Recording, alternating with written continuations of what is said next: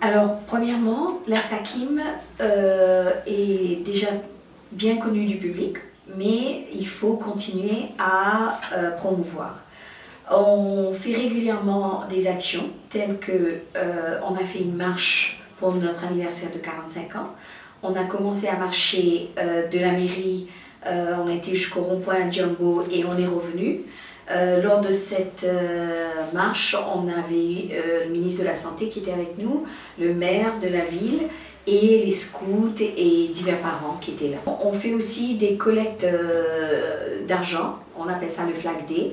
On a des boîtes de métal que les volontaires mettent devant des centres commerciaux ou des endroits stratégiques pour collecter de l'argent et on donne un petit sticker. Donc c'est très connu, tout le monde aime bien avoir ce petit sticker de la SACIM qu'on met, qu'on a donné de l'argent, on est fiers d'avoir participé à le bien-être de l'enfant.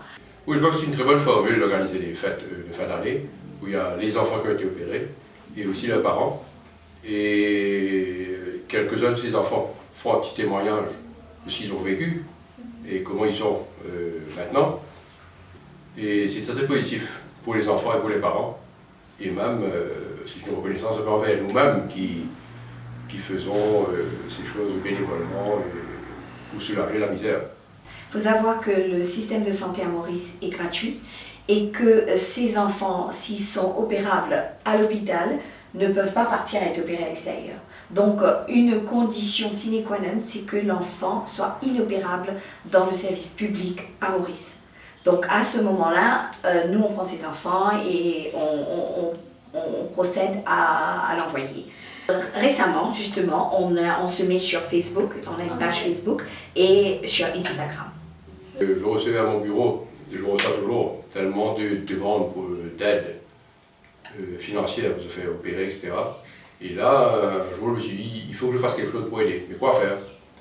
Et c'est là que je suis venu rencontrer Mme Brandoni, qui était la présidente. Et quelques semaines après, j'ai été invité à faire partie du board de la SACIM. Et c'est une façon d'aider les gens, et surtout quand on voit la misère et les enfants qui ne peuvent pas être opérés, faute de financement. Et ça fait vraiment plaisir de voir l'état de l'enfant avant qu'il soit opéré et lorsqu'il retourne, une différence incroyable. En fait, c'est redonner vie et goût à la vie aux et enfants. qu'ils peuvent rentrer dans l'activité normale de n'importe quel individu. Je voudrais préciser que les membres du board, nous sommes tous volontaires, bénévoles. On a un staff qui est payé, mais nous, les membres, on est des volontaires.